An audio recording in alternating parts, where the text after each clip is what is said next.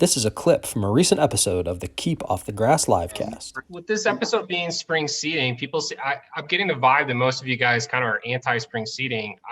I actually find it kind of interesting because, so Vince, I definitely agree with your point, and I mean I fall overseed, but like when I do customers, I do most of my bare seeding in the spring.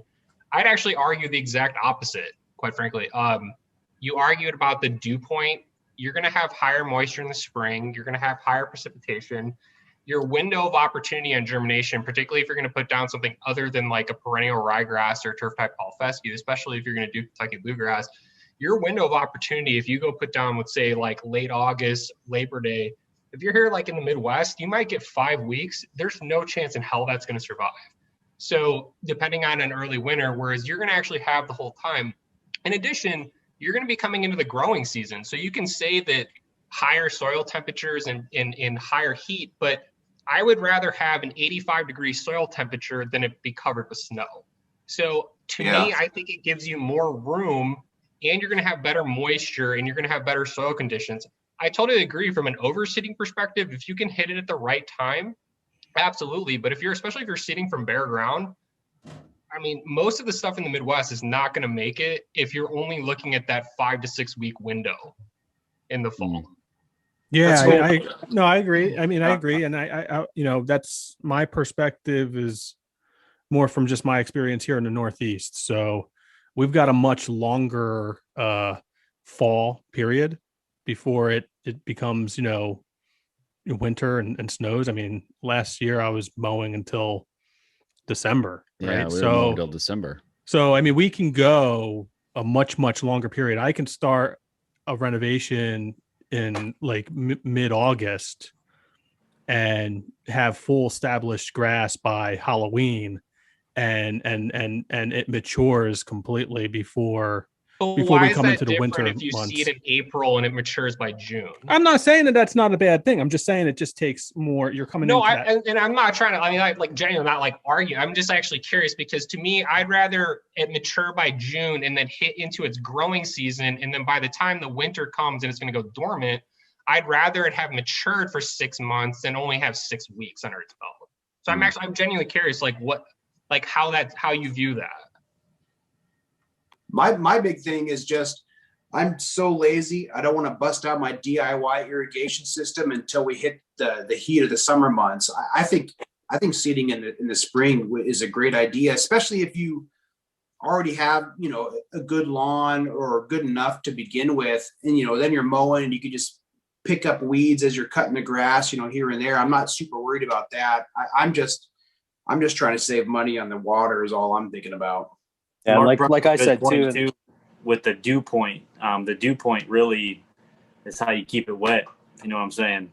But that dew point is really Mother Nature can just treat you with that dew point. And I mean, it doesn't matter how humid it is, you can use that to your advantage. Right. Yeah. And like I said too, if you are starting from like a bare area where you did work or have a bare lawn, then that's one thing. But, my consideration and my situation is to avoid the weed pressure. And that's why I focus in the spring on getting the pre-emergent down and not necessarily worrying about putting grass down to avoid the pre-emergent. Yeah, so I feel like we're talking about two different things though. When we say spring seeding, are we talking about overseeding in the spring, or are we talking seeding from bare ground? Because those are two very different things in the approach to it. Yeah. I totally agree with you on what you guys are saying. I don't think, especially if you're going to put down, I know like a lot of people in the chat have talked about like Blue Bank and some other things. I mean, I would rather put that down in anywhere north of the Mason-Dixon. I'd rather put that down in mid-April than put that down in mid-September. That's what I did for my lawn. I did that last April and it turned out perfect. You just got to keep watering it. Right. Like someone said before, the roots are so shallow that, the heat would scorch it up, but I had to keep watering it, but my lawn turned out perfect, and my concern was doing that in the fall, the Kentucky bluegrass not maturing fast enough and then surviving through the winter, with like tiny little roots. So, but I had 100% success in spring and I'm doing it again this year. I really, I don't really believe in spring seeding too much. And I know I said I'm trying a dormant area just to try it out. But the one exception I will say is if you got some sort of like work that you did over the winter, like Olee has with his rock area, that you want to just try to get grass going, that's worth it then. But in most cases, I'm going to say that it's not worth spring seeding, just because for me, and especially my location, we have so much crabgrass pressure, and especially with my neighbors that don't take the best care of their lawns. Not that they're terrible, but the one neighbor I have is a pretty weedy yard. So I have to keep all that out of my yard. So my focus in the spring is to get that pre-emergent down and to do whatever I can to stop the weeds from coming, especially the grassy weeds. So, in the spring, you get the spring flush, and, it might be a little tough this year because of how cold it's been and how much snow, but I have faith that the grass knows what it's doing. And once the soil temperatures start to warm up, they'll start to flush out, and, we'll get the big growth so much that, it's clogging our mower deck and leaving the green streaks and stains on our driveways and sidewalks. Right. Yeah. So I, like 2 years ago at my old house, we had to tear up the driveway and the sidewalk, and they had a backhoe on my front yard just digging, and we had to redo some water lines underneath. And so that we did that in fall. I'm talking like November, maybe even December. So I just kind of got all the dirt on there, and I let it settle all winter long. And I went out there early spring, and I was out there just trying to rake it and level it the best I could. So that forced me into a spring seed. And honestly, I was very successful. It came in well, looked good. So I didn't have any it looked horrible and whatnot. I thought it actually went really, really well.